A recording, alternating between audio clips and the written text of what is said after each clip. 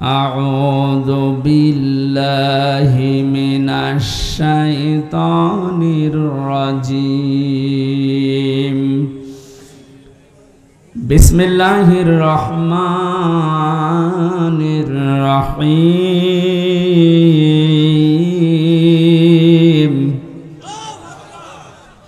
الذين يتبعون الرسول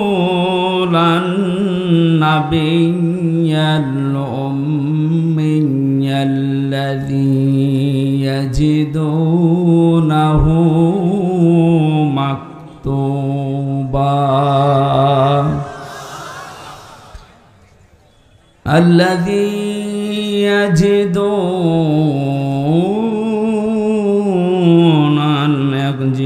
يجدونه مكتوبا عندهم في التوراة والإنجيل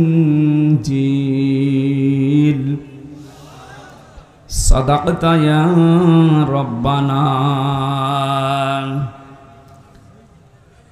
عن علي رضي الله تعالى عنه قال قال النبي صلى الله عليه وسلم يوشك أن يأتي على الناس زمان لا يبقى من الإسلام إلا اسمه ولا يبقى من القرآن إلا رسمه مساجدهم عامرة وهي خراب من الهدى علماؤهم شر من تحت أديم السماء من عندهم تخرج الفتنة وفيهم تعود. رواه البيهقي. وقال تعالى في شان رسوله وما زادهم إلا إيمانا وتسليما. اللهم صل على محمد وآله وصحبه وبارك وسلم. الحمد لله. नाटोर জেলার বড়াইগ্রাম থানার অন্তর্গত মনপির ঈদগাহ ময়দানে কোরআনে কারিমের তাফসীরুল কোরআন মাহফিলের স্বনামধন্য সভাপতি জনাব বাকি বিল্লাহ সরদার, সহ সভাপতি জনাব Nazrul Islam Mondal, vice principal Rajapur honours college,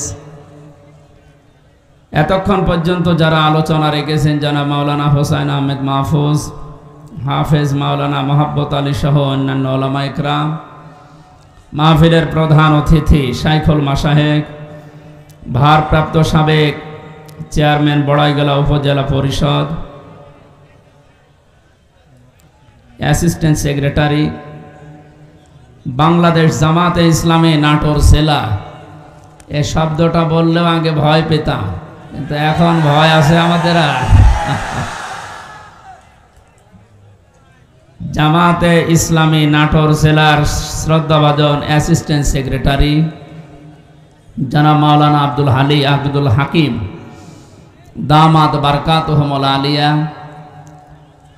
মাহফিলে বসা আছেন সর্বজন শ্রদ্ধাভাজন ব্যক্তিত্ব, ইসলামী আন্দোলন বাংলাদেশ জামাত ইসলামী নাটোর জেলার সম্মানিত সভাপতি আমির, আমাদের একান্ত প্রিয় বড় ভাই ইসলামিক চিন্তাবিদ জনাব ডক্টর মীর নুরুল ইসলাম আতালাল্লাহু উমরাহু ওয়া বারাকাল্লাহু ফি হায়াতি, বলেন আমিন।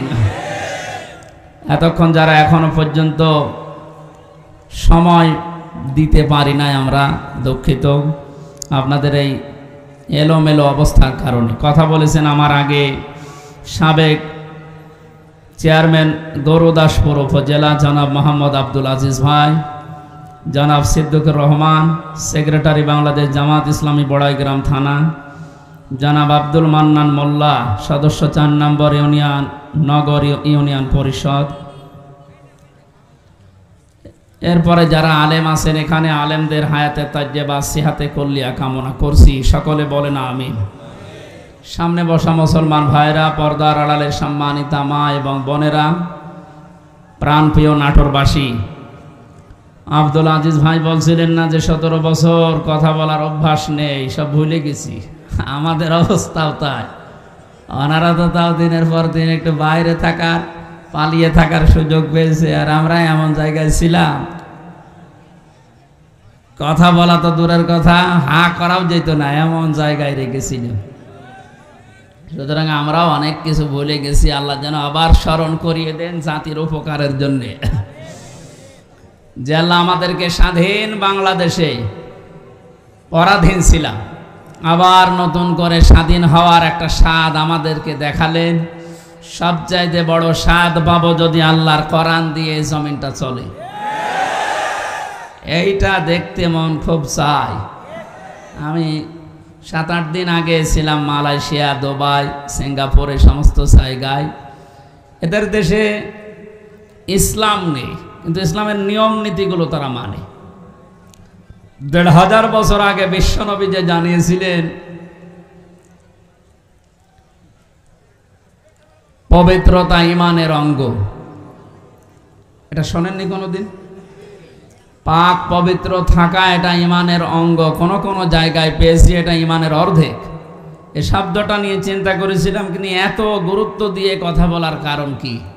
সিঙ্গাপুরে যে দেখলাম এই হাদিসের বাস্তবতা চলছে। আমার সামনে একজন, তার ছেলে একটা ঠোঙা, এই যে চিপস মিষ্টি চকলেট মকলেট খাবার পর এটার ঠোঙ্গা ফেলেছিল রাস্তায়। কোথায় ছিল পুলিশ জানি না, সঙ্গে সঙ্গে এসে এটা ফেলেছে কে? বলছে আমার ছেলে বোঝে না, এই জন্য। না, রাস্তাঘাটে কিছু ফেলা যাবে না, যখন ফেলেছে জরিমানা দেওয়া লাগবে। ধরে নিয়ে গেল থানায়। কি পরিষ্কার পরিচ্ছন্ন, কি মানে জায়গাটা দেখলে মনে হচ্ছে। রাতের বেলা যে বাড়িতে ছিলাম বললাম ভাই মশারি, বলে কিসের মশারি? কোনো মশা নেই এদেশে। কত বড় পরিষ্কার থাকলে একটা মশা চোখে দেখা যায় না বলেন তো? এই জন্য বলছি ওদের দেশে ইসলাম ওরা মানে না, কিন্তু ইসলামের নিয়ম নীতিগুলো দেখলাম ফলো করছে। বিশ্বাস করে না ইসলাম যে শান্তির ধর্ম, এটা বিশ্বাস করে না। তো খ্রিস্টান আর বৌদ্ধ ওই দেশে বেশি, কিন্তু ইসলামের নিয়ম নীতি ফলো করার কারণে, শুধু আইনের শাসন থাকার কারণে এই 17 বছর অনেকে শুধু মিথ্যা বলে উড়িয়েছে যে আইনের শাসন আমরা প্রতিষ্ঠা করেছি, কিচ্ছু করে না। এই শব্দটা উল্টিয়ে বলা যায় যে বেআইনের শাসন প্রতিষ্ঠা করেছিল। গতকালকে সাবেক অবৈধ আইন মন্ত্রী, অবৈধই বলা যাবে কারণ সরকারও অবৈধ, মন্ত্রীগুলো অবৈধ। ওনারে যখন ডিম উপর দিয়ে মারে, নিচ দিয়ে মারে, বিভিন্ন জায়গায় যখন ডিম দিচ্ছিল, এ থেরাপির কারণে শেষ পর্যন্ত বলেই ফেলেছে একটা দোষও আমার না, সব আমারই উপর থেকে নির্দেশ দিয়েছে হাসিনা। এ কথাটা বলার পরে দেখলাম লোকটা হাসতেছে।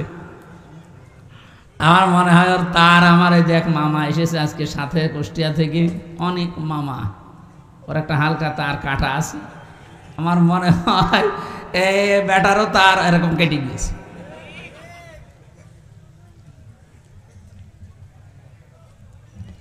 এখন যা যে যারে ধরছে একটু কিছু দিলেই সব ধরছে বর্তাছে আল্লাহর ওলির উপরে।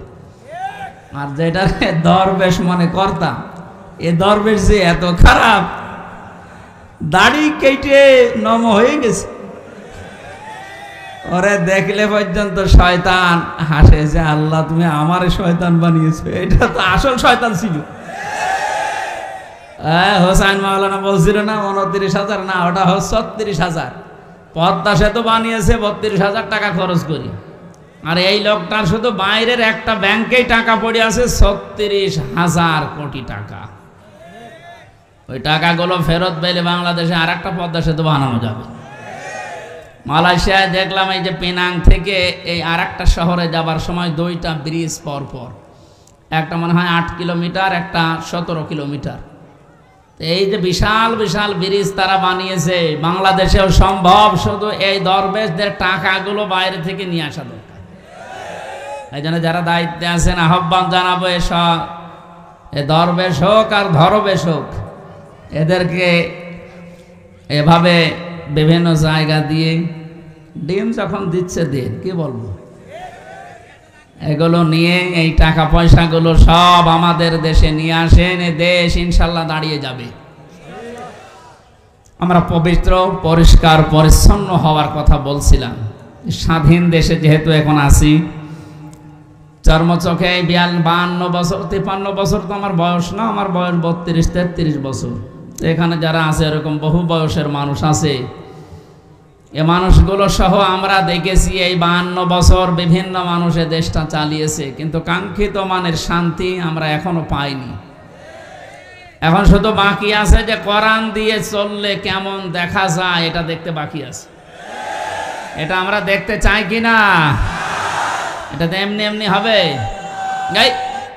কথা শেষ করি ভাই। এমনি এমনি শুধু দোয়া করে হবে? কাজ করা লাগবে না? সুতরাং কোরআন দিয়ে চালাবে যারা, এরকম মানুষগুলোকে আজ আমরা ওখানে পাঠাতে চাই আর দেখতে চাই চর্মচোখে। আল্লাহ আমাদেরকে তুমি একটু দেখার তৌফিক দাও যে জমিনটা কোরআন দিয়ে চলছে।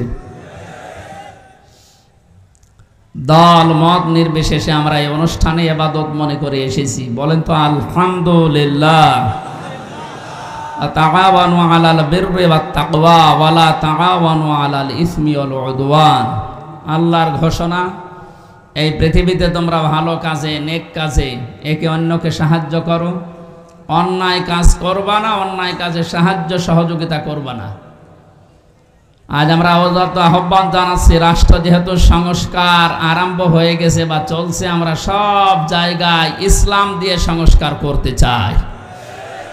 নবীর উপরে দরুদ আর সালাম পাঠ করার মাধ্যমে তেলাওয়াতকৃত আয়াত থেকে যেটা লিখে দিয়েছেন এর উপরে ভিত্তি করে আমরা তাফসিরুল কোরআন মাহফিলে তাফসির আকারে কথা বলতে চাই ইনশাআল্লাহ।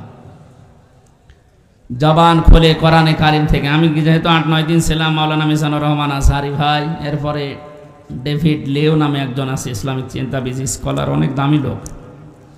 এরপর ডক্টর জাকির নায়েক সাহেবের সাথে দেখা হয়নি, হওয়ার কথা ছিল। এ মানুষগুলোর কাছে মিশে আমি যেই কয়েকদিন ছিলাম, আমি সবচাইতে বড় বিষয় পেয়েছি ওনারা আলেমদের কিছু দায়িত্ব কর্তব্য, যেহেতু ওনারাও মজলুম মানুষ, আসবে, দেশে ফিরে আসবে। মিজান ভাই জানিয়েছে আমি কিছুদিনের ভেতরে এই দেশে যাব। আমি বলেছিলাম ভাই দেশে আসার পরে কুষ্টিয়া, আমার জন্মভূমি কুষ্টিয়াতে কোরআনের কথাগুলো চলে না, কারণ যে দুইজন শয়তান এই বাংলাদেশে আল্লাহ পাঠিয়েছে ওই জেলায়, আমার জন্মভূমি, তারপরও আমারে বলতো না। এই যে খুলনা বিভাগের 10-11টা জেলা, একটাতেও আমারে কথা বলতে দিত না। যাওয়ার আগে 144 ধারা জারি হয়ে যেত। এখন যেহেতু সুযোগ এসেছে, ওনাকে বললাম আমার কুষ্টিয়া দিয়ে আপনি কোরআনের কথাগুলো আরম্ভ করবেন। উনি সময় দিতে চেয়েছি, দেখি দেশে আসুক ইনশাআল্লাহ। বাংলাদেশের প্রত্যেকটি জায়গা তখন আর জামাতের প্রোডাক্ট কেউ বলতে পারবে না, যারা বলতো তারা এখন কবরে। আল্লাহ রাব্বুল আলামিন তার কোরআনে কারিমকে যেন উন্মুক্ত করে দেন দেশের জন্য এবং প্রতিষ্ঠা করে দেন। বলেন আমিন। সূরা আরাফ কোন সূরা বলেন তো? 157 নম্বর, একটা মাত্র আয়াতের 4 ভাগের 1 ভাগ আমরা পড়েছি। বিশ্বনবীর হাদিস লক্ষ লক্ষ, সেখান থেকে একটা হাদিস নবীজির জামাই হযরতে আলীর বর্ণনা করা, যোগের সাথে মিলিয়ে আমরা তেলাওয়াত করলাম। এই দুইটাকে সামনে রেখে কোরআন যেভাবে তাফসির করা লাগে হক আদায় করে চেষ্টা চালাচ্ছি ইনশাআল্লাহ। এটা যেহেতু মমতাজের কনসার্ট না, সে মহিলার এখন আর কনসার্ট করা সম্ভব না, কারণ তারও দোলাদুলি এখন আর কেউ দেখতে চায় না, ও ফেটেও আর কারো যাচ্ছে না। ফেটে যাচ্ছে না, এখন সারা বাংলাদেশে শুধু আল্লাহর কথা হবে। কারণ মানুষের জিকির করে আমরা বহু দেখেছি, একটা মানুষের আলোচনা, একটা মানুষের জিকির যে পরিমাণ হয়েছিল, যদি আল্লাহর জিকির ওই পরিমাণ এই দেশে হতো, আমরা আল্লাহর ওলি হয়ে যেতাম। আল্লাহরও মনে হয় সহ্যের বাইরে চলে গেছে, নাই তো এত অপমান তো আমি ফেরাউনকেও হতে দেখিনি। আমি তার জীবনী পড়েছি, তাহলে এত অপমান হয়নি। আল্লাহ রাব্বুল আলামিন কোরআনে কারিম কিভাবে মানুষের সামনে উপস্থাপন করা লাগে এটা আমাদের শিখিয়েছেন 1500 বছর আগে। আমরা আল্লাহর ওই ধরনটাই সামনে নিয়ে আসি, নাকি আমার মন মতো বলবো না। আল্লাহ পাক বলেন কিতাবুন উনজিলা ইলাইকা ফালা ইয়াকুন ফি সাদরিকা হারাজুম মিনহু লিতুনযিরা বিহি ওয়া যিকরা লিল মুমিনিন। আল্লাহ বলেন এই একটা কিতাব, পৃথিবীতে একটাই মাত্র কিতাবের নাম আল্লাহ জানিয়েছেন, তার নাম কোরআন শরীফ। এজন্য কবরে যাবার পর মানুষকে যখন জিজ্ঞাসা করা হবে মার রব্বুকা, তোমার রবকে, লোকটা যদি বলে রব্বি আল্লাহ, আমার রব আল্লাহ, সঙ্গে সঙ্গে ফেরেশতারা জিজ্ঞাসা করবে মা দিনুকা, তোমার জীবন ব্যবস্থা কি। লোকটা যদি বলে দিনুন আল ইসলাম, সঙ্গে সঙ্গে ফেরেশতা বলবে মান হাজার রজুল, এই লোকটা কে ছিল। লোকটা যদি বলেও ফেলে হাজা নাবিয়ুনা মুহাম্মাদুর রাসূলুল্লাহ সাল্লাল্লাহু আলাইহি সাল্লাম, সঙ্গে সঙ্গে ফেরেশতারা আর একটা বলবে এই কথাগুলো তুমি পেয়েছো কোথায়। কথা বুঝতেছেন? আপনি পৃথিবীর কোন বইয়ের নাম, কিতাবের নাম বললে ফেরেশতারা কিন্তু ওগুলো চিনবে না। আপনাকে সঙ্গে সঙ্গে জবাব দিতে হলে বলা লাগবে আমি কোরআনে পেয়েছি, কারণ ফেরেশতারা এই একটা কিতাব চেনে। আল্লাহ জানে কিতাব দিয়েছেন, এই একটা কিতাব, এমন দামি কিতাব, এটা আল্লাহর পক্ষ থেকে এই পৃথিবীতে আল্লাহ নিজে পাঠিয়েছেন। নবীজি এই কিতাবুন শব্দটার ব্যাখ্যা করতে গিয়ে হাদিসে জানিয়েছেন মানিত্তাবাল হুদা বিগাইরিল কোরআন আদাল্লাহুল্লাহ। তিরমিজি শরীফের হাদিস। এখানে ডিস্টার্ব হচ্ছে, বাতাস লাগবে না, অ্যাক্টিভ হয়ে শুনবেন। আমি কিন্তু প্রশ্ন করবো, এটা ক্লাস চলছে না? ক্লাসের পরে যে প্রশ্ন করা হয় আমি কিন্তু সামারাইজ করে প্রশ্ন দেব, আন্দাজের সাথে শুনতে এসেছেন না। আল্লাহর নবীর এই কথার ভেতর থেকে দুইটা শিক্ষা আমি পেয়েছি। নবীজি জানিয়েছেন কোরআনে কারিম বাদ দিয়ে পৃথিবীর কোন জায়গায় যদি কেউ ভালো হওয়ার নিয়তে, হেদায়েত পাওয়ার নিয়তেও যায়, আল্লাহ নিজে দায়িত্ব নিয়ে তাকে গোমরা করে দেয়। আর কথার অর্থ বোঝেন? নবীজির হাদিসের শেষ অংশ ছিল আদাল্লাহুল্লাহ, আদাল্লাহ ইউদিল্লু, সুলাসি মুজাররদ থেকে এসেছে। শব্দটা যদি বাবে ইফআল থেকে নবীজি বলতেন যে দল্লা আদাল্লাহ ইউদিল্লু, বাবে ইফআল থেকে শব্দটা আসা, নবী দল্লা ইয়াদিল্লু বলতে পারতেন। দল্লা ইয়াদিল্লু এ শব্দ দিলে বাংলা অর্থ হতো আপনি নিজেই নিজেকে খারাপ বানিয়ে ফেলেছেন, আপনি নিজের জন্য নিজে দায়ী, আর কেউ দায়ী না। কিন্তু আদাল্লাহ শব্দ যখন আসবে বাংলা অর্থ তখন হবে আপনার হয়তো নিয়ত ভালো ছিল, আপনি কোনো জায়গায় গিয়েছিলেন যে ভালো হয়ে যাব, কিন্তু কোরআন সেখানে ছিল না। এই জন্যে আল্লাহ রাগ করে নিজে দায়িত্ব নিয়ে আপনাকে আরো খারাপ বানিয়ে দেবে। এটার জন্য সবচাইতে বড় কারণ হচ্ছে পৃথিবীতে একটাই মাত্র কিতাব আল্লাহ মানুষকে হেদায়েত দেওয়ার জন্য সর্বশেষ পাঠিয়েছেন, তার নাম কোরআন শরীফ। কোরআন বাদ দিয়ে হেদায়েত দেওয়ার মতো কোনো কিতাব কিয়ামত পর্যন্ত আর নেই। কথা বুঝতেছেন? এজন্য সর্বপ্রথম আয়াত দেখবেন যালিকাল কিতাবু লা রাইবা ফি, কিতাবের আগে আলিফ লাম আছে। আল্লাহ নির্ধারিত করে জানিয়েছেন একটাই মাত্র কিতাব যেটা মানুষকে হেদায়েত দিতে পারে, তার ভেতরে কোনো সন্দেহ নেই, ভুল নেই, অবকাশও নেই। হাদিসের ব্যস্ততায় আমি যেটা পেয়েছি, ও বাংলার জনগণ, কোরআন যেখানে নেই ওই রকম জায়গায় এখন থেকে যদি আপনি ভালো হওয়ার নিয়তেও যান, আপনাকে আমির হামজা খারাপ বানাবে না, খারাপ বানিয়ে দেবে কে? এবার এক বাক্যে বলবেন হেদায়েত দেওয়ার একচ্ছত্র মালিকানা হামজার, বলেন নবীজির, কার? আল্লাহ ছাড়া পথ কেউ দেখাতে পারে না, হেদায়েত দিতে পারে না। উনি যদি বলেন আমি তোকে খারাপ বানাবো, বলেন তো কে আছে আপনাকে পথ দেখাবে? বলেন। এই জন্যে আমার শেষ কথা, ফাইনাল কথা এইটাই, আজকে থেকে সিদ্ধান্ত দৃঢ়ভাবে নেওয়া লাগবে, কোরআন যেখানে নেই সে যত বড় বাবার দরবার হোক, যত বড় রাজনৈতিক দল হোক, যেখানে কোরআন চলে না, কোরআনের কর্মসূচি নেই, আমি ওখানে যাব না। ওখানে যদি আমি ভালো হওয়ার নিয়তেও থাকি, তাহলে আমারে খারাপ বানিয়ে, গোমরা বানিয়ে জাহান্নামে পাঠাবে কে? আমার মনে হয় এই ওয়াজটা যদি আজ আমরা বাংলার 18 কোটি জনগণের ভেতরে 10 কোটি মানুষও মেনে নিতে পারি, এদেশে আমরা গোমরাহি থেকে মুক্ত হব। আল্লাহ রাব্বুল আলামিনের হেদায়েত আমাদের জন্য আম হয়ে যাবে। আশা করছি আপনি কথাটা মেনে নেবেন আপনার প্র্যাকটিক্যাল জীবনে, যে কোরআন যেখানে নেই ওই রকম দলে আমি আজকে থেকে আর নেই। এটা শুধু সামিয়ানার নিচ পর্যন্ত শেষ, বাইরে নিয়ে যাবেন তো? যেখানে কোরআন নেই, তাহলে যদি আপনি জানো ভালো হওয়ার নিয়ত আপনার ছিল, কিন্তু আপনাকে আল্লাহ ভালো রাখবে না। শ্বশুরকে মানুষ অনেকে বাবা বলে ডাকে, এটা হারাম না, জায়েজ আছে, কিন্তু নিজের বাবার সামনে যদি বারবার শ্বশুরকে আব্বাজান বলেন, লোকজন জিজ্ঞাসা করে এইটাকে, এটা আমার শ্বশুর আব্বা, আর এইটা চিনি না, বাবার রাগ হবে না? বাবা বলা জায়েজ আছে বলে আপনি একেবারে সব সময় মুখে ফেনা তুলে ফেলবেন আব্বাজান বলে, আসল যেটা জন্মদাতা বাবা, ওর কোনো খবর নেই। ওনার মনে যেমন দুঃখ লাগার সম্ভাবনা আছে, কোরআনে কারীম আল্লাহ হেদায়েত দেওয়ার জন্য পাঠিয়েছেন। এইটা বাদ দিয়ে সত্যি যদি আপনি কোনো জায়গায় আপনার নিয়ত ভালো নিয়েও যান, আল্লাহ কিন্তু দায়িত্ব নিয়ে আপনাকে খারাপ বানিয়ে দেবে।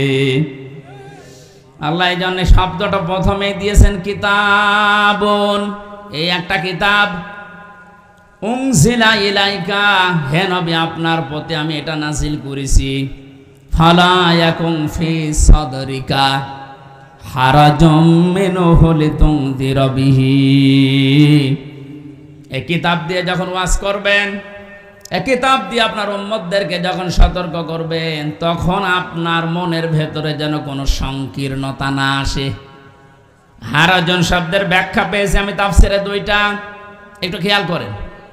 এক নম্বরে কোরআনে কারীম দিয়ে যখন আপনি মানুষকে বোঝাবেন, তাফসির করবেন, ব্যাখ্যা বিশ্লেষণ দিবেন, তখন আপনার মনের ভেতরে যেন এই ধারণা না আসে, না জানি অনেকের আবার মন খারাপ হয় কিনা।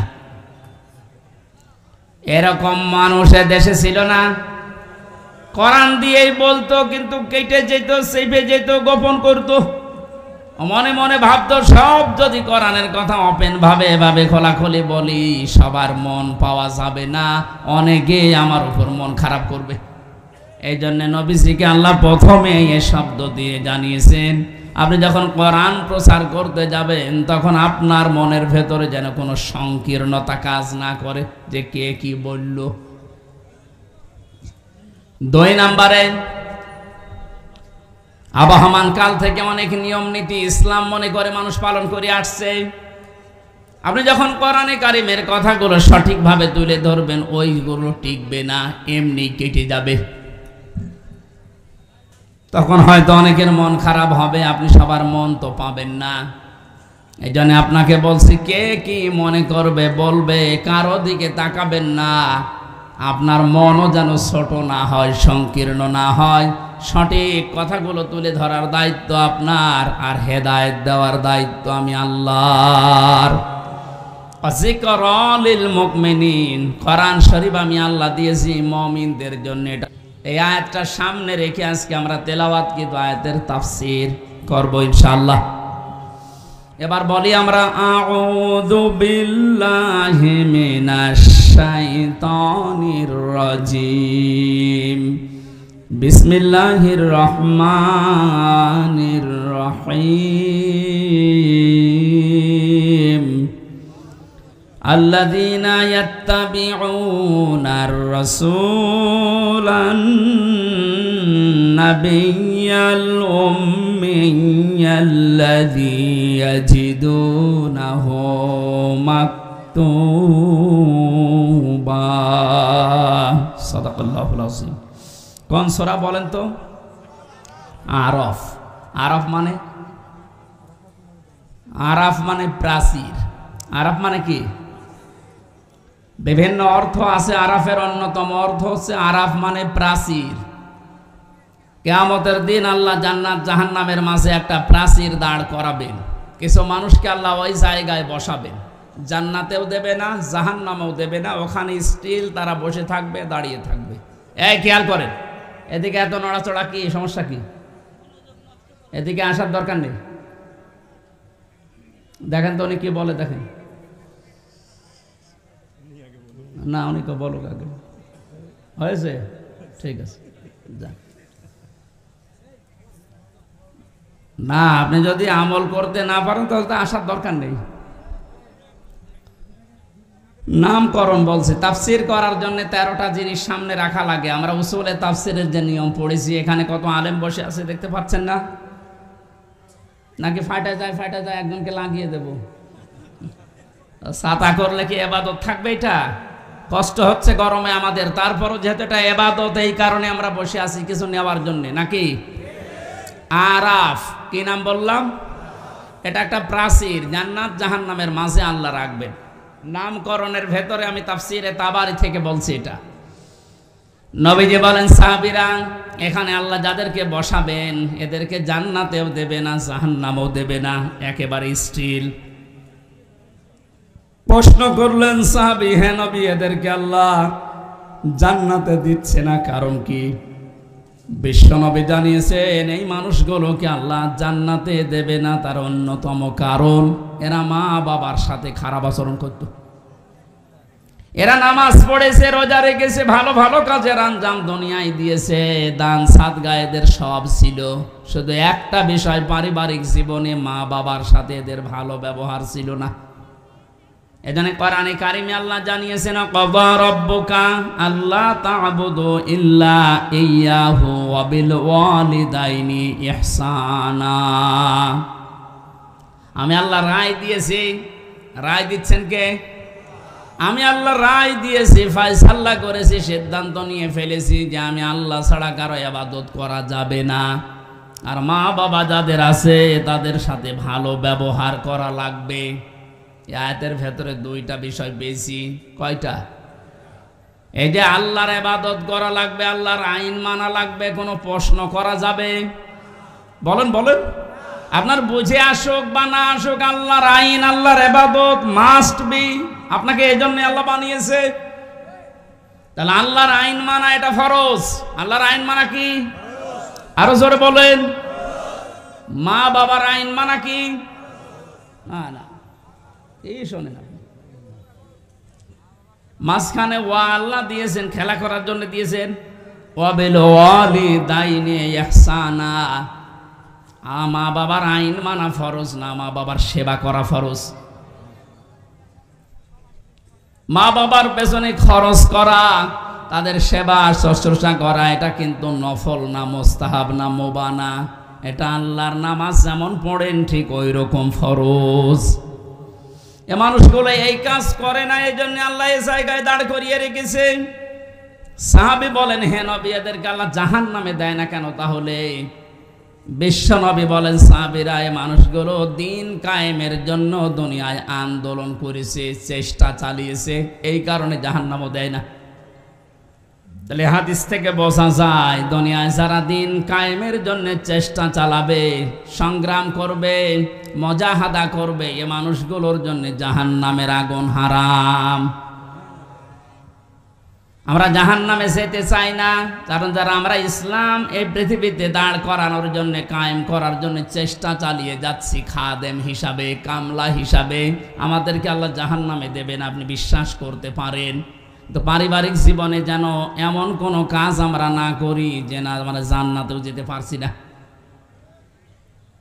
এখন একটা ছোট্ট প্রশ্ন এখানে আছে, আজ হাজার লক্ষ পরিবারে আমরা অনেকেই চেষ্টা করে যাচ্ছি যে পারিবারিক জীবনে আমরা শান্তি সুখে কাটাবো, যেন জাহান্নামে যাওয়া না লাগে মা বাবার সাথে আচরণ খারাপ করার কারণে। তো অনেক পরিবারে আমরা বাস্তবে দেখতে পাচ্ছি, স্ত্রীর কারণে আর স্ত্রীর মা বাবার এই কুপরামর্শের কারণে অনেক সংসারে সন্তান মা বাবার সাথে ভালো আচরণ করতে পারছে না। সম্মানিতা মা বোন যারা বিভিন্ন জায়গায় বসে আছেন, শুধু নামাজ পড়া আর পর্দা করা ইবাদত না, মানুষের সাথে মুআমালাত মুআশারাত পারিবারিক জীবনে নিজের নিকট আত্মীয় স্বজনের সাথে ভালো ব্যবহার করা ইবাদত। এটা আজ হাজারো পরিবারে নেই। এই জন্য অনেক মানুষ ইসলামও সঠিকভাবে মানতেও পারছে না। বাস্তবতায় সে দান সাদগা নামাজ রোজা হজ যাকাত বহু কিছু করছে, পারিবারিক জীবনে স্ত্রীর শুধু মন ছোট থাকার কারণে নিজেও বাধ্য হয় স্ত্রীর কারণে মা বাবার সাথে খারাপ ব্যবহার করতে। আপনি কিন্তু আমাকে আরাপ নামক জায়গায় দাঁড় করাতে বাধ্য করছেন। সুতরাং স্ত্রী যারা এসেছেন ওরা মন উদার করবেন, মনে করবেন যাদের বাড়িতে আসলাম এগুলো আমার মা আর বাবা। আমি হাজারো মেয়ে লোককে দেখেছি নিজের মা বাবা দোষ করলেও কিছু মনে করে না, মাফ করে দেয়, মানিয়ে নেয়। তো শ্বশুর শাশুড়ি একটু ভুল করলে মানাতে পারে না, তখন স্বামীর কাছে আস্তে আস্তে কানে কানে কথা তুলে দেয়। এরকম মহিলা দেশে নেই? শ্বশুর শাশুড়ি যারা বসে আছেন ওরা তো এখন বগল বাজাচ্ছে যে কাজ হচ্ছে।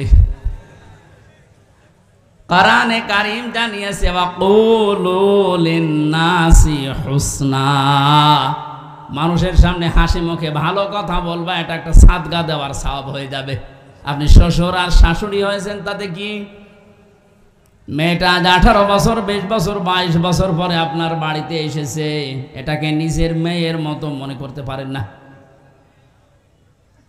আল্লাহর কসম, আমি আল্লাহকে সামনে নিয়ে বলছি, সাক্ষী করে বলছি, সত্যি যদি মা আর বাবা নিজের মেয়েকে নিজের ছেলেকে যে নজরে দেখে, পুত্রবধূকে এই নজরে যদি দেখতে পারতো, আমরা হাজারো সন্তান আরাপ নামক জায়গায় থাকতাম না।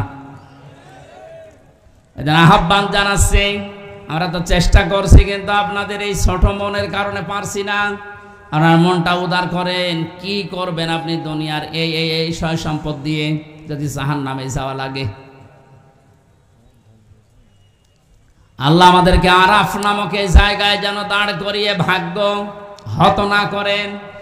নবীজি কিন্তু হাদিসের শেষে আর বলেননি যে এরা যাবে কোথায়। বলেন তো এই হাদিসে পর্যন্ত থাকলে কি দাঁড়াচ্ছে অর্থ?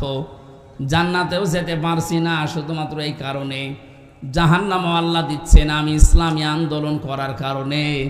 অথচ এই জায়গায় যদি দাঁড়িয়ে থাকা লাগে আবাদান আবাদান, আমার মতো হতভাগ্য মানুষ আর আছে।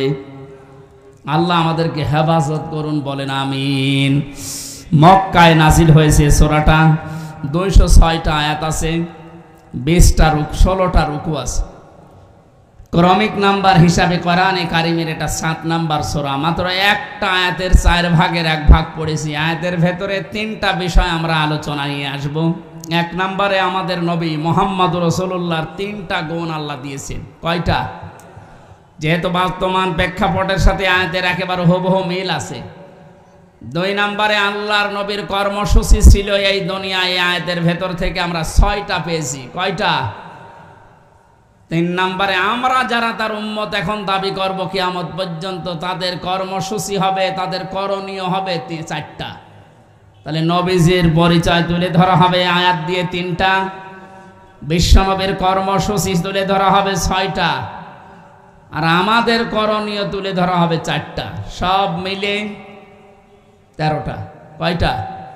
এই 13টা বিষয় আজকের আলোচনায় আছে। আমরা একটা একটা করে তাফসীর আকারে শুনছি। আপনারা আছেন তো? আল্লাহ পাক বলেন আল্লাযীনা ইয়াত্তাবিউনার রাসূলান নাবিয়্যাল উম্মিয়া, তোমরা অনুসরণ করো, ইত্তেবা করো, দেখে দেখে চলো।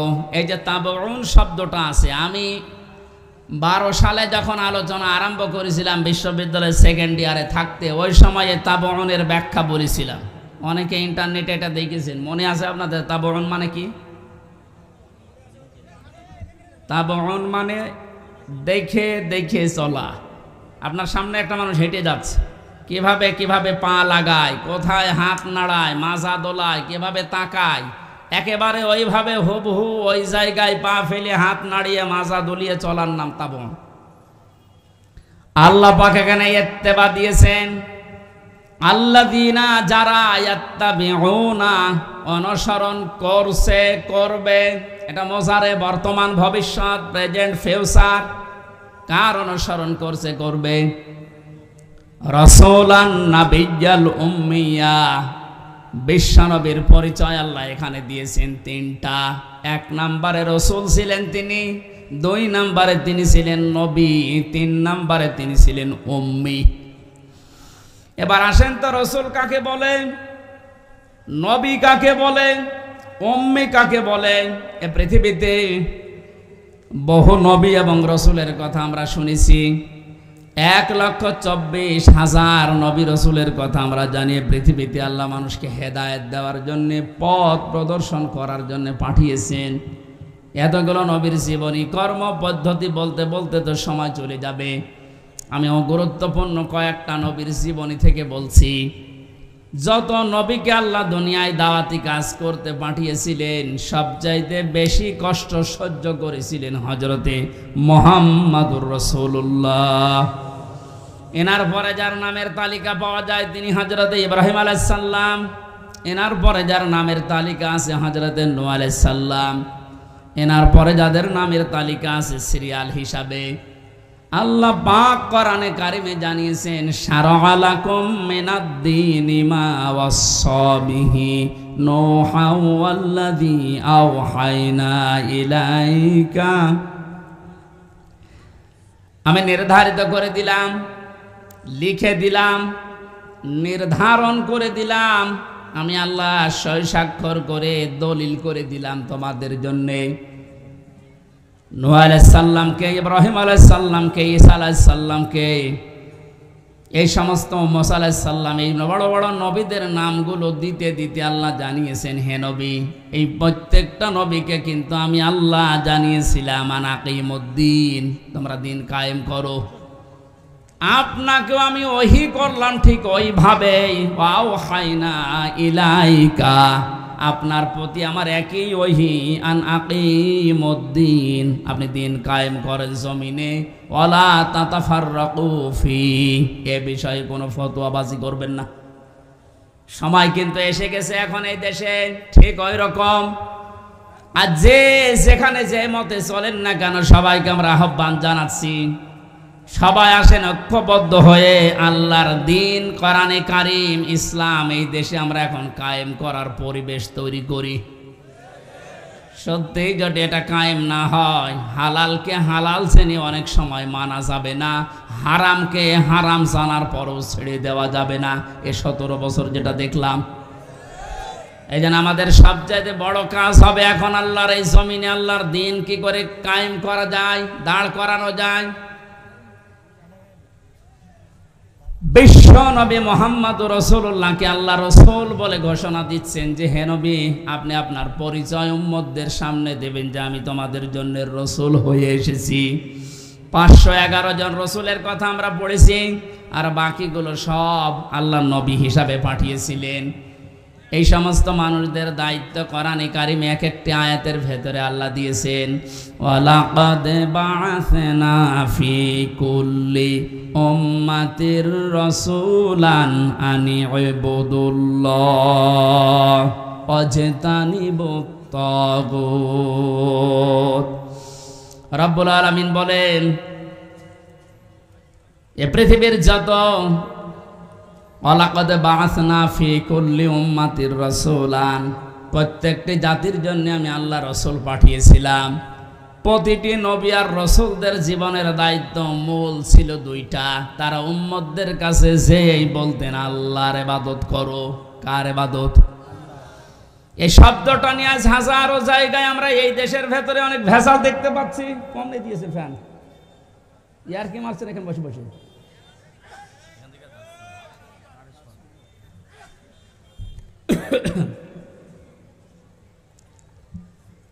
এই যে ইবাদত, এই শব্দটা ব্যাপক অর্থবোধক একটা শব্দ। এটা নিয়ে আজ হাজারো ঝামেলা ভেজাল তৈরি করে শব্দটাকে আজ কলঙ্কিত করে ফেলেছে অনেকে। এই জন্য সতর্ক হওয়ার সময়, সংস্কারের সময় যখন চলছে, আমরা এখন সতর্ক এবং সংস্কার এই মন নিয়ে আমরা ইবাদত করব। আমার ইবাদতের ভেতরে যেন কোনো ভেজাল না আসে। গাড়ি গাড়ি ইবাদত করা লাগবে, কোরআনে আল্লাহ এমন দেয়নি। ইবাদত করো, আখলিস দীনাকা ইয়াকফিকাল আমালুল কলিল। তোমার ঈমানটা যদি খাঁটি হয়, কাজকর্ম আমল যদি কম হয়, আমার আল্লাহ মাফ করে দেবে। আমাদের অনেকের কাজ কারবার দরবেশ বাবার মতো গাড়ি গাড়ি দেখতে পাচ্ছি। ওর একটা বক্তব্য শুনেছিলাম কয়েকদিন আগে, ও বলেছে কোরআনেও সমস্যা আছে। এই নামটা নিয়ে, আহলে হাদিসের নাম নিয়ে অনেক মানুষ আজ মানুষকে ধোঁকা দিচ্ছেন। আহলে হাদিস এ শব্দটা খারাপ না, কিন্তু শব্দটা নিয়ে আজ ধোঁকা দিয়ে বোকা বানিয়ে অনেকে এখনো পর্যন্ত জালেমদের পা চাটতেছে। কালকের বক্তব্য ছিল একজনের রফিক নামে, আমি নাম নিয়েছি এই কারণে চেনার জন্য। এই লোকটা জানাচ্ছে এখন জনগণকে, আবু সাঈদ নামে এই ছেলেটা শহীদ হয়নি, ও নিজে আত্মহত্যা করেছে।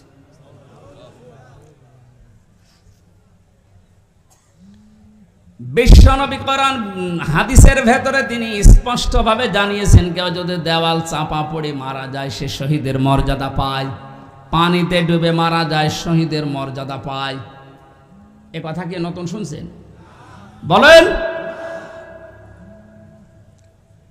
আগুনে পড়ে যদি কেউ মারা যায় সে যদি শহীদের মর্যাদা পায়, অ্যাক্সিডেন্ট করে মরলে যদি শাহাদাতের মর্যাদা পায়, এই পৃথিবীর ময়দানে জালেমদের জুলুমের সামনে মোকাবেলা করতে গিয়ে নিজের জীবনটা যে দিয়ে দিল, তাকে আপনি শহীদ বলতে আপনার অসুবিধা লাগে কোন জায়গায় বলেন তো দেখি?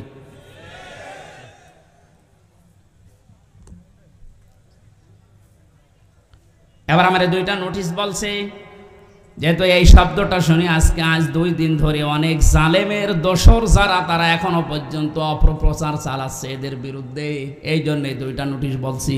সূরা বাকারার 154 নম্বর আয়াত, 2 নম্বর পারা, 2 নম্বর পৃষ্ঠা, 12 নম্বর 13 নম্বর লাইনে আছে, ভালো করে মিলাবেন।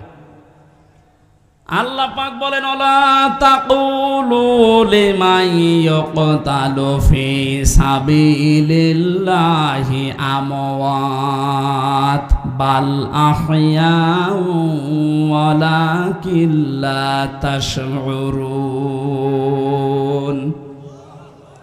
আপনি হয়তো এভাবে এতদিন চিন্তা করেননি, যেভাবে আমি বলছি মিলিয়ে দেখেন। আল্লাহ বলেন, ওয়ালা তাকুলু, হে পৃথিবীর লোকেরা, কেউ এ কথা মুখ দিয়ে বলবা না। কথা বলে মানুষ কি দিয়ে? বলো না কেন? এজন্য মুখের ওপর আল্লাহ নোটিশ দিয়েছেন, কেউ এ কথা বলবা না। 1জন 2জন না, কেউ বলবা না, বহু বচন। লিমান ইয়াকতালু ফি সাবিলিল্লাহি আমওয়াত, আমি আল্লাহর জন্য, মানবতার জন্য যারা জীবন দিয়ে গেল, এ মানুষ মরে গেছে, এ কথা বলবা না। বাল আহয়াউন, বরং তারা জীবিত। ওয়ালাকিন লা তাশউরুন, কিন্তু তোমরা টের পাও না। এটা তো মুখের ওপর আল্লাহ দিলেন, মানুষ মুখের পরে অন্তরেও ধারণা করতে পারে। ধারণা করা কি দিয়ে? অন্তর দিয়ে মানুষ যেন ধারণাও না করে যে তারা শহীদ হয়নি, তারা এমনি মারা গেছে, কথা যেন ধারণাও না করে। সূরা আলে ইমরান 4 নম্বর পারার 11 নম্বর পৃষ্ঠার 9 নম্বর লাইনের 159 নম্বর আয়াতে আল্লাহ 69 নম্বর আয়াতে আল্লাহ জানিয়েছেন, ওয়ালা তাহসাবান্নাল্লাযীনা কুতিলু ফি সাবিলিল্লাহি আমওয়াতা বাল আহয়াউন ইনদা রাব্বিহিম ইরযাকুন। খুব খেয়াল করেন, অন্তর দিয়েও কেউ যেন ধারণা না করে যে ওরা মারা গেছে। আল্লাহ পাক বলেন, ধারণাও কোনোদিন করবি না যে ও মরে গেছে না। কারণ জীবন জালেমের সামনে নিজের জীবন দিয়ে দেওয়া তো সহজ কথা না। ওরা কিন্তু জীবিত আছে, ওরা জিন্দা। ইনদা রাব্বিহিম ইরযাকুন, তারা তাদের রবের কাছে রিজিক পাচ্ছে। সুতরাং আবু সাঈদ রংপুরের এই ছেলেটা জালেমের সামনে দাঁড়িয়ে জীবনটা দিয়ে শাহাদতের মরণ পেয়েছে। এটা কোনোদিন আপনি মুখ দিয়ে যেন না বলেন যে লোকটা মরে গেছে, ধারণাও না করেন যে ও মরে গেছে না। ও শহীদ হয়েছে। কি হয়েছে? স্বাধীনভাবে কথা বলতে পারতাম না। পাশের জেলায় বাড়ি আমার, নাটোর, কুষ্টিয়া। এখানে দাওয়াত খেতে এসেছিলাম বিয়ের, তারপর আমার ঢুকতে দেয়নি। কোথায় ছিলাম আপনি টের পেয়েছেন? স্বাধীনতা পরাধীনতা কি আমরা 17 বছর টের পেয়েছি।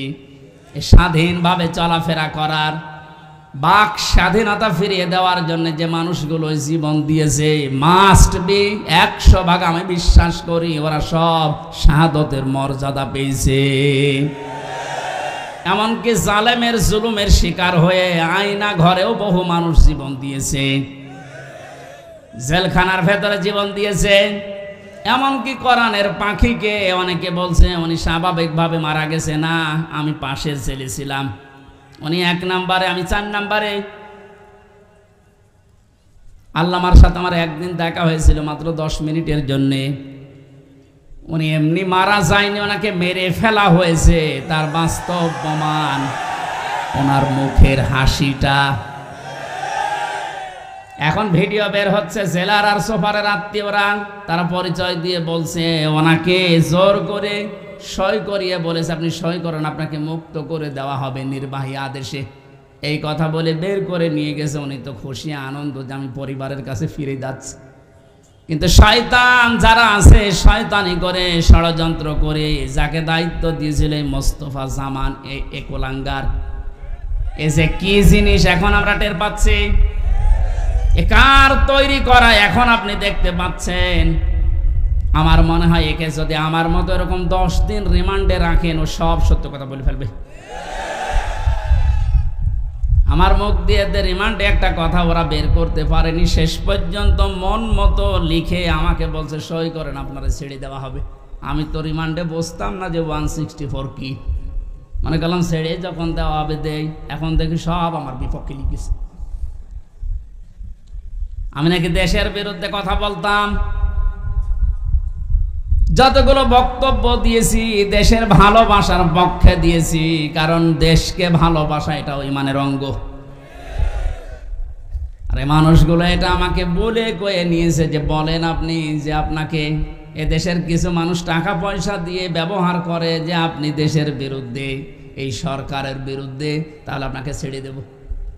শেষ পর্যন্ত বলতে রাজি যখন হলাম না, 11 ঘন্টা আমার টাঙিয়ে রেখেছিল কালো কাপড় দিয়ে চোখ বেঁধে। নিজেরা নিজেরা বলা করতো হুজুর আপনি নির্দোষ আমরা জানি, কিন্তু আপনাকে এই কথা বলা লাগবে। পেছনে হাত হ্যান্ডকাপ দিয়ে বেঁধে, কালো কাপড় দিয়ে চোখ বেঁধে 11 ঘন্টা এক জায়গায় আমার নামাজও পড়তে দেয়নি। 4 ওয়াক্ত, জোহর, আসর, মাগরিব, এসে আমি সব ইশারায় পড়েছি। এখন নামাজ পড়ছি কোন সময় আমি তাও জানি না, কারণ মাটির নিচে তো। সর্বশেষ যখন বললাম না এত বড় মিথ্যা কথা আমি বলতে পারবো না। আকিস গ্রুপে আমি চাকরি করতাম, ওনাদের বিরুদ্ধে হাজার হাজার কথা লিখতে বলেছেন, একটাও পারবো না, কারণ ওনারা এরকম না। শেষে আমার বলছে যদি আপনি আজকে সন্ধ্যার ভেতরে এগুলো স্বীকার না করেন, না বলেন, তাহলে আপনার বউ তুলে নিয়ে আনবো। কি চরিত্র দেখিছেন? আর এখন অনেক সুর তুলছে অনেকে যে এদের মাফ করে দাও। এই জালেমদের মাফ করা মানে মাজলুমের উপরে অবিচার করা।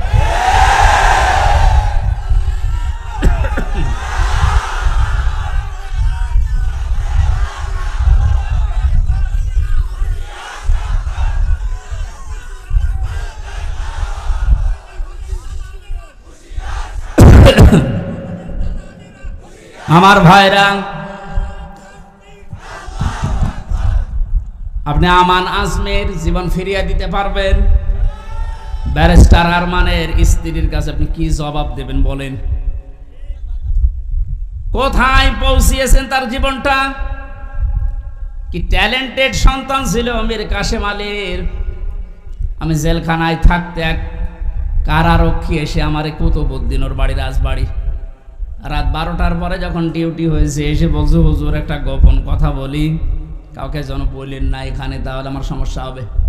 কি হয়েছে বলে, আমি যেদিন দায়িত্বে ছিলাম মীর কাসেম আলীর, যেদিন ফাঁসি হবে লোকটাকে যেয়ে বললাম স্যার আর সময় নেই, মাত্র 3 ঘন্টা আছে, আপনি প্রস্তুতি নেন।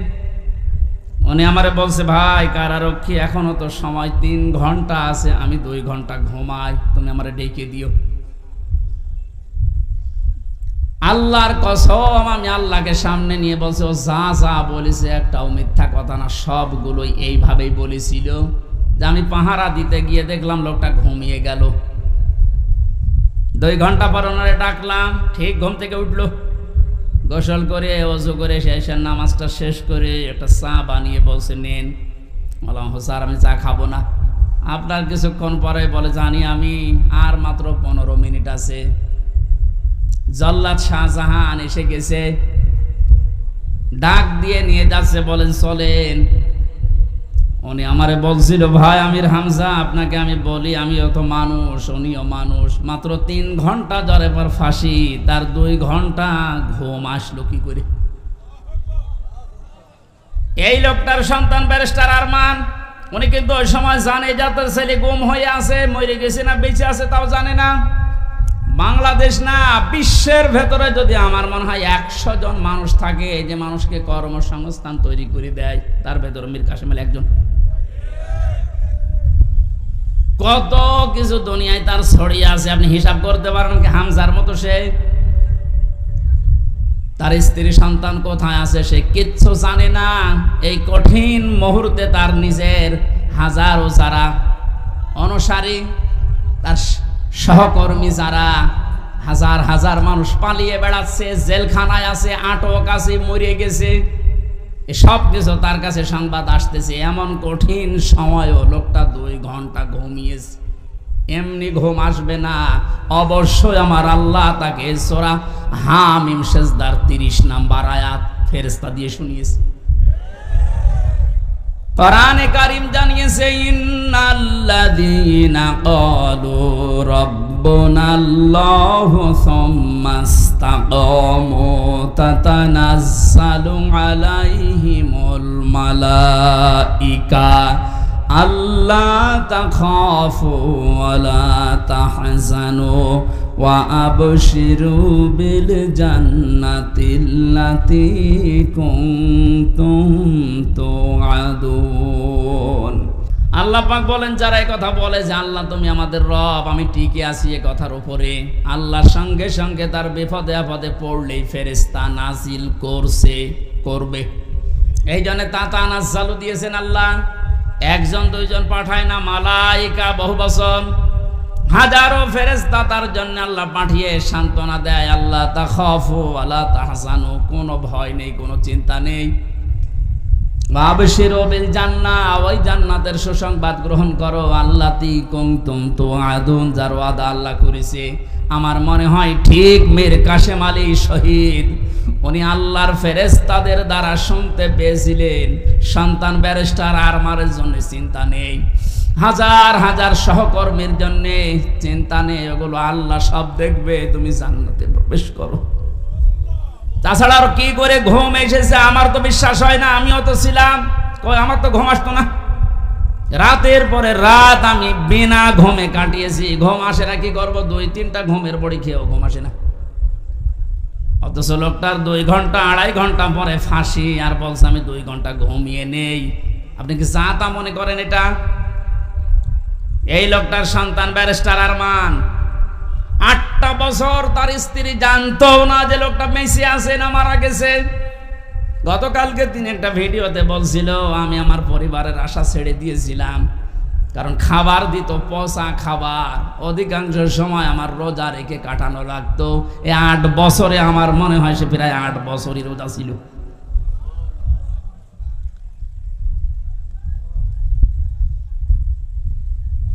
কোথায় পৌঁছিয়েছে তারা এই মানুষগুলো? আর উল্টা পাল্টা এখনো পর্যন্ত অনেক জালেমের দোসররা ধারণা করে যাচ্ছে যে কি করেছে যে আমাদের দেশ থেকে তাড়িয়ে দিল। কি করেছেন আপনি টের পাচ্ছেন না? আপনি যদি কিছু না করেন, আপনার শুধু আইনা ঘরের কারণে ফাঁসি হওয়া দরকার। মানবতার সাথে যেটা কত বড় মারাত্মক অপরাধ আপনি টের পাচ্ছেন না এখনো? যারা ছিল তাদেরকে একটু জিজ্ঞাসা করেন।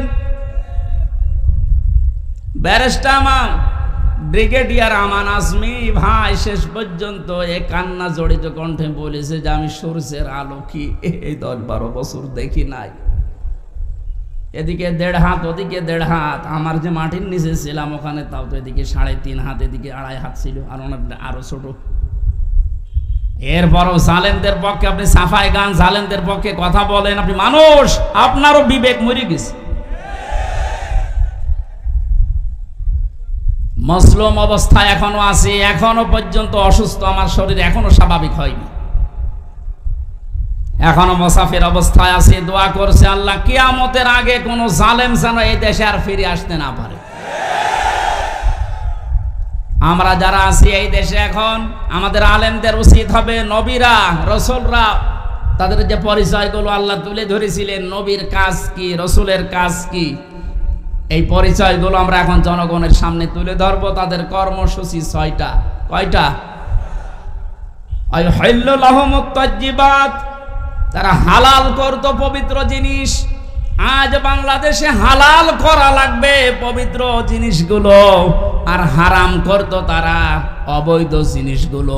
বাংলাদেশে এখন প্রত্যেকটা সেক্টরে এখনো পর্যন্ত হারাম জিনিস জিয়ে রাখা হয়েছে। এই এদিকে তাকান, যারা দায়িত্বে আছেন, অন্তর্বর্তীকালীন সরকার থেকে শুরু করে যারা এখন দায়িত্বে আছেন, এই মুহূর্তে আপনাদের সিদ্ধান্ত নেওয়া লাগবে এই জালেমদের সহযোগী যতগুলো ছিল প্রত্যেককেই ইমিডিয়েটলি এখনই ওদেরকে বহিষ্কার করা লাগবে। এটা সংস্কার যেহেতু চলছে, নবীদের কর্মসূচি 6টা ছিল, তার 2য় নম্বর এটা হালালকে হালাল বলে বৈধ জায়গায় দিয়ে দেন।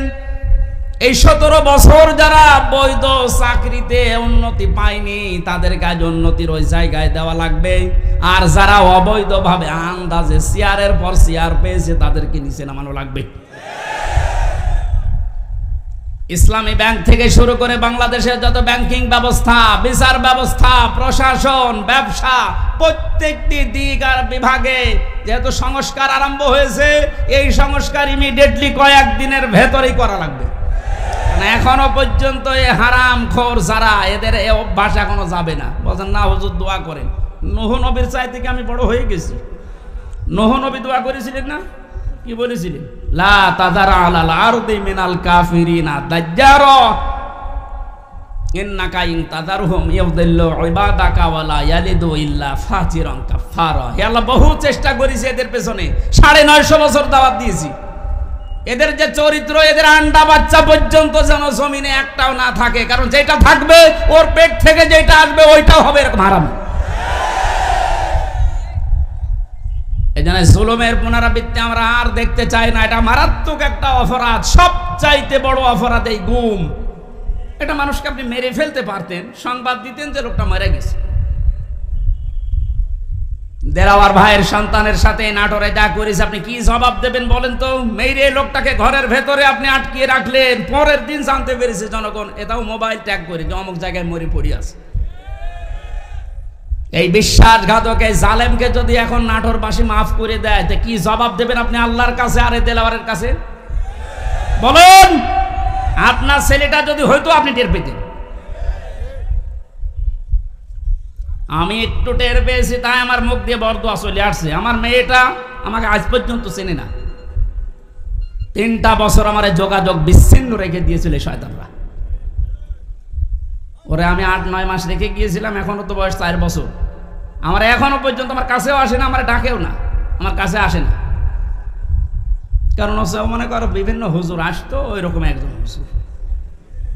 আমি জেলখানা থেকে যেদিন বের হয়ে বাড়িতে গেলাম, আমার বছর হুজুর আমাদের বাড়ি চলেন। আপনি হাসতেছেন, আমার মনের ভেতরে কত দুঃখ জানেন? আমার নিজের মেয়ে আমার চেনে না। যে জালেমদের কারণে, জুলুমের শিকার হওয়ার কারণে ওদেরকেও যেন ওদের বংশধররা না চেনে।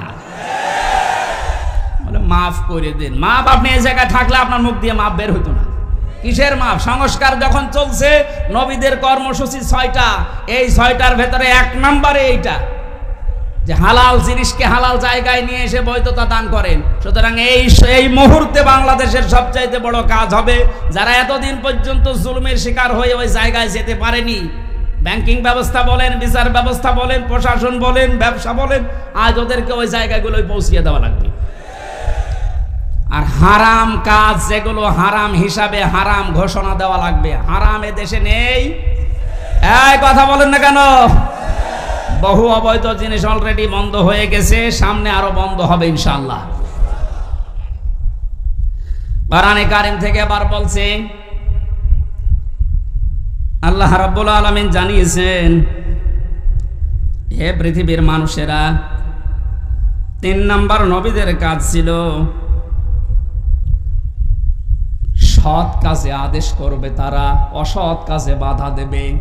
আজ বাংলাদেশ জামাতে ইসলামীর সর্বোচ্চ দায়িত্বে যিনি আছেন ডাক্তার শফিকুর রহমানের দিকে আপনি তাকান।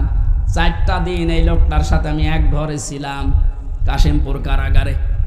এটা মানুষ বলা যায় না, আমার মানে এটা ফেরেশতা। তার যে ঈমান কোন পর্যায়ে আপনি তার সাথে না মিশলে বুঝবেন না। মনে করছেন জামাত ইসলাম, না, কিসের জামাত, সে জামাতের ঊর্ধ্বে।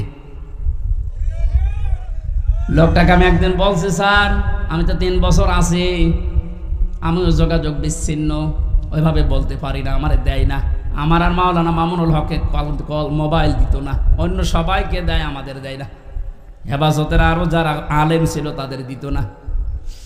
ওনাকে দেওয়ার পরেই দেখলাম 4 তলায় দিয়েছে। দেখা করতে যেয়ে বললাম, স্যার এখানে একটা উপায় আছে, আপনি যদি অনুমতি দেন তাহলে আপনাকে কারারক্ষীদের মাধ্যমে একটা কায়দা করে মোবাইল এনে দিই, ছোট মোবাইল, আপনি কথা বলতে পারবেন চুরি করে। যে কি বললে, কার সাথে কথা বলবো, অথচ তার ছেলেটাও পাশের জেলে আছে, তার ছেলেও ডাক্তার, পাশের এক বিল্ডিং পরে তার ছেলে জেল খাটতেছে। কি হিন্দাল সার্কিয়া, কি শয়তানি নাম, উল্টাপাল্টা নাম দিয়ে মামলা করছে। তার স্ত্রী অসুস্থ হয়ে পড়ে আছে, সে যে একটু খবর নেওয়ার জন্যে, না কার সাথে কথা বলবো, আমার বলছে, হামজা আমি সবাইকে, আমার দল সহ সবাইকে আমি আল্লাহর কাছে দিয়ে এসেছি। এই কঠিন মুহূর্তে এই কথা মুখ দিয়ে বের হওয়া, আপনি মনে করছেন এ আর কি, আপনি জায়গা মতো জানতো আপনার মুখ দিয়ে কথা বের হয় কিনা। 5 তারিখের পর থেকে এই লোকটার যে উদ্যোগ দেখতে পাচ্ছি, আজ আমরা সারা বাংলাদেশ সহ যে অ্যাক্টিভিটিস, যে কাজগুলো, সৎ কাজের আদেশ, অসৎ কাজে বাধা দেওয়ার জন্য যে ভূমিকাগুলো পালন করছে, আমার মনে হয় এভাবে যদি আল্লাহ চালায়, কিছুদিনের ভেতরে এটা আমরা দেখতে পাবো। এখন অলরেডি শুরু হয়ে গেছে। আল্লাহর দিনের ভেতরে মানুষ এখন দলে দলে পালে পালে প্রবেশ করছে, তাদের অন্তত বিবেক একটু জাগ্রত আছে। আজ বহু শিক্ষিত মানুষ, আমি কথা বলি তো মাঝে মাঝে, দেখি না বলছে আর কি করব, জীবনটা নষ্ট করে ফেলেছে জালেমের কথা শুনি, বাকি জীবনটা অন্তত ইসলামের কাছে দিয়ে আখেরাতটা তৈরি করি। যেহেতু কোরআনে কারিমের ঘোষণা এইটা, হে নবী যখন আসবে আল্লাহর সাহায্য, তখন আপনি বিজয় দেখতে পাবেন, আর বিজয় আসবে, দলে দলে মানুষ ইসলামে প্রবেশ করবে। এটা এখন দেখতে বাকি আছে, শুরু হয়ে গেছে অলরেডি। 20% মানুষ এই দেশে দিন কায়েম হোক এটা চাইতো, কিন্তু এই 5 তারিখের পর থেকে আজকে 19 তারিখ, মাত্র এই কয়দিনে জরিপ পেলাম, অলরেডি 35% মানুষ এই দেশে এখন চাচ্ছে যে দিন এই দেশে কায়েম হোক। এভাবে চলতে থাক, দেখবেন 51% পার হয়ে যাবে অন্তত কিছুদিনের ভেতরে। আর 51% হয়ে গেলে দেশে ইসলাম কায়েম করা কোনো দাদা ঠেকাতে পারবে না। আমরা ওইটা দেখার আশায় আছি। কথা বলেন। নবীজির কর্মসূচি, আমি এক একটা শব্দের ভেতরে লক্ষ লক্ষ কথা, আমি এত ব্যাখ্যা করতে গেলে এই যে গলা বসে যাচ্ছে, মাইকটা আমার মন মতো হয়নি। 1 2 নম্বরে প্রচণ্ড গরম, তো ভেতরে ঘেমে ঘাম গায়ে বসে যাচ্ছে, এই জন্য গলা বসে যাচ্ছে। বোঝা নামিয়ে দেবে, এটা নবীদের কর্মসূচির ভেতরে ছিল। বোঝা নামিয়ে দেয়নি আল্লাহ। এরপরে ছিল বন্দিত্ব অপসারণ করা। বন্দিত্ব অপসারণও চলছে আজ। আমার যা বিশ্বাস, এই দেশে যারা স্বাধীনতা চায়, যারা এই দেশে মানুষের মত প্রকাশের স্বাধীনতা একেবারে সব জায়গায় দিতে চায়, যে সবাই সবার মন মতো চলবা, একটা মানুষও যদি এই দেশে জন্মগ্রহণ করে, সে এই দেশের বৈধ নাগরিক। জামাতে ইসলামী বাংলাদেশের কেন্দ্রীয় আমির যিনি ডাক্তার শফিকুর রহমান ঘোষণা অলরেডি দিয়ে দিয়েছে, এই দেশে আমরা সবাই এক পরিবার। সুতরাং জালেম যারা বাইরে চলে গেছে, জালেমরা যেন কিয়ামতের আগে আর না আসে। বলেন, সবাই যেহেতু আমরা এক পরিবার, একটা পরিবার যেভাবে থাকে আমরা এদেশে এখন ওইভাবে থাকতে চাই। রাষ্ট্র সংস্কার অলরেডি চলছে, বন্দিত্ব যারা ছিল এখন তাদেরকে মুক্ত করার এই সংস্কারও চলছে। বিনা কারণে যারা বিনা বিচারে আটক অবস্থায় ছিল, আল্লাহ যেন এটাও তাড়াতাড়ি খুব দ্রুত করে দেন। বলেন আমিন। নবীদের এখান থেকে আমরা যারা উম্মত, তাদের 4টা কাজ এই মুহূর্ত থেকে শুরু করা লাগবে। 1 নম্বরে আল্লাযিনা আমানু, যারা ঈমান আনার দরকার আমাদের এখন। ঈমান এখন বলেন আমার ঈমান নেই মানে আমি মুসলমানের ঘরের সন্তান, আমার বাবা ঈমানদার, দাদা ঈমানদার, আমিও ঈমানদার না। ঈমানদারের প্রকাশ হচ্ছে আল্লাহর কোরআনে যে নিয়ম নীতিগুলো আছে ওইগুলো বাস্তব বিশ্বাস করে দেখানো। এটা এখন দেখাতে পারবো না ইনশাল্লাহ। কোনো কিছু নেই সামনে। যে জালেমদের কাছে আজ 14 বার অনুমতি নেওয়া লাগতো, ওই জালেমরা এখন অনুমতি নিয়ে পা ফেলবে ইনশাল্লাহ সামনে। গতকালকে গিয়েছিলাম ফরিদপুরে, মাসখানেক আগেও ছিল আমার মাহফিল ওই গ্রামে, অথচ জালেমদের 14 জায়গায় অনুমতি নিয়ে আমার উঠতে দেয়নি। বলে না, ওনারা বাদ দিয়ে। অথচ গতকালকে যাওয়ার পরে সভাপতি আমারে বলছে, হুজুর যে জালেমগুলো বাধা দিয়েছিল ওরা এখন বলছে হুজুরকে এবারে এনে দিন। দিন পাল্টে অলরেডি গেছে। এদিন বদল যখন শুরু হয়েছে, সংস্কার চলছে। যেখানে যেখানে জুলুম অত্যাচার, ছাত্র ভাইরা যারা আছে ঐক্যবদ্ধ হয়ে এই জুলুমের অবসান ঘটানোই লাগবে ইনশাআল্লাহ। বহু ব্রিজ এই দেশে আছে যেখানে ফেরেশতারা মনে হয় টোল নিত। আমার কুষ্টিয়ার এই যে মেহেদি রমি ব্রিজের যে টোল, এক শয়তান নাকি আদায় করত। 5 তারিখে স্বাধীন হওয়ার পরে বিকালে ওটা উড়িয়ে দিয়েছে, এখন সবাই খুশি। এরকম বহু জায়গায় অবৈধভাবে যারা টোল তুলতো, এই টোলগুলো যেন সব ভেঙ্গে গড়িয়ে মাটির সাথে মিশিয়ে দেওয়া হয়। আমাদের ঈমান তাহলে 2 নম্বরে নবীদেরকে সাহায্য করা। নবী যেহেতু নেই, নবীর উত্তরাধিকারী এখন যারা, নবীর অনুসারী এখন যারা কাজকর্ম চালাচ্ছে ইসলাম এই দেশে নিয়ে আসার জন্য, তাদের সাহায্য করা আমাদের কর্মসূচির ভেতরে নিয়ে আসতে হবে। আমি এটা বানিয়ে বলছি। সূরা আরাফের 157 নম্বর আয়াত আপনি বাড়ি যেয়ে তাফসীর আকারে পড়েন, এইটা পাবেন। 3 নম্বরে তাদের সাহাচর্যে যাওয়া লাগবে। সুতরাং আজ যারা এই দেশে একামতে দিনের দায়িত্ব পালন করছে, আপনি তাদের সাহাচর্যে যান, দেখেন তাদের অ্যাক্টিভিটিস, তাদের কর্ম, তাদের চরিত্র কি, এগুলো দেখে যদি আপনার ভালো লাগে আপনি তাদের সাহায্য করেন। 4 নম্বরে তাদের সাহায্য শুধু করবেন না, এদের ওপরে যে নূর আল্লাহ নাজিল করেছে নবীদের ওপরে, এই নূর মানে কোরআন শরীফ, এই নূরের বাস্তবায়ন যেন হয়। এই নূর দেখে দেখে সামনে আমাদের পথ চলা লাগবে। আল্লাহ এই 13টা জিনিস আমাদের জীবনে যেন এনে দেন। বলেন আমিন। আমি আমার এই ছোট্ট ঈমান থেকে এবং ছোট্ট জীবন থেকে যেটা দেখলাম, বাংলাদেশে যারা একামতে দিনের দায়িত্ব পালন করছে এবং সামনে করবে, আমি গ্যারান্টি দিতে পারি এ মানুষগুলোর ভেতরে যদি 4 আনা দুর্নীতি কোনোদিন পান, তাহলে আপনি সঙ্গে সঙ্গে আস্তাগফিরুল্লাহ বলে মুখ ফিরিয়ে চলে আসবেন।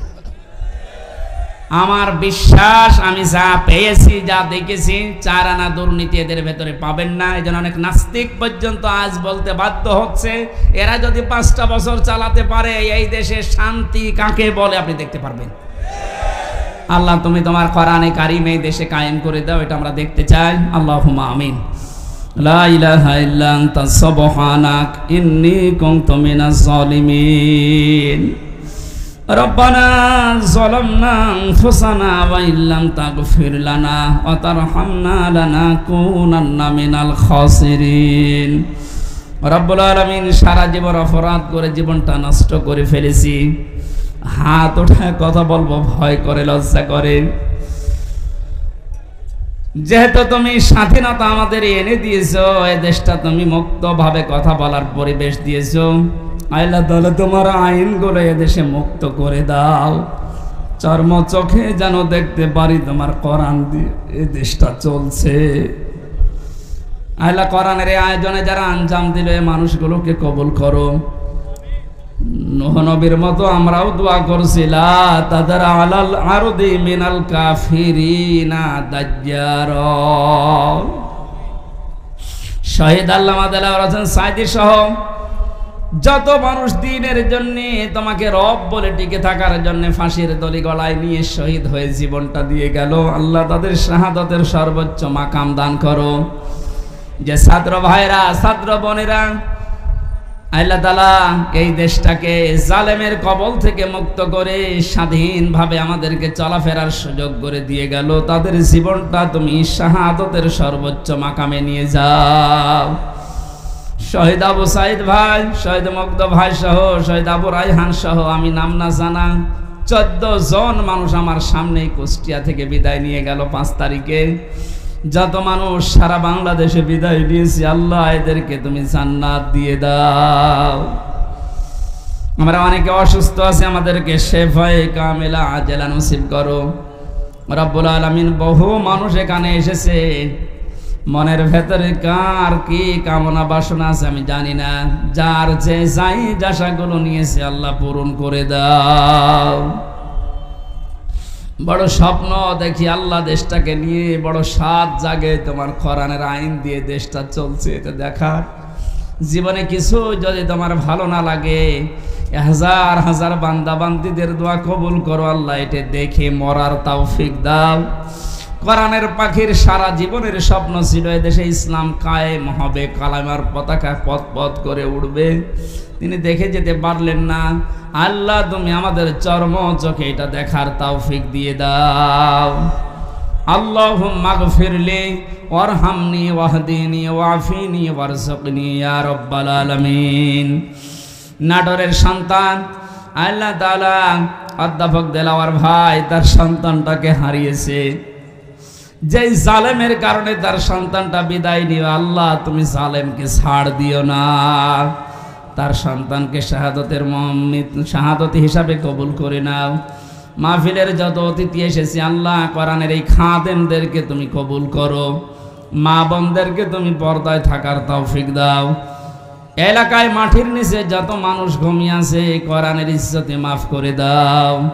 আগামীতে এই অনুষ্ঠানটা কোরআনের প্রচারের জন্য বিশাল আকারে কবুল করো। কখন কার কাছে আজরাইল আসে জানি না। রব্বুল আলামিন আবার বলছি, তুমি জালেমদেরকে আর এই দেশে প্রতিষ্ঠা দিও না। আজরাইলকে দেখেই যেন বলতে পারি লা ইলাহা ইল্লাল্লাহু মুহাম্মাদুর রাসূলুল্লাহ। আসসালামু আলাইকুম।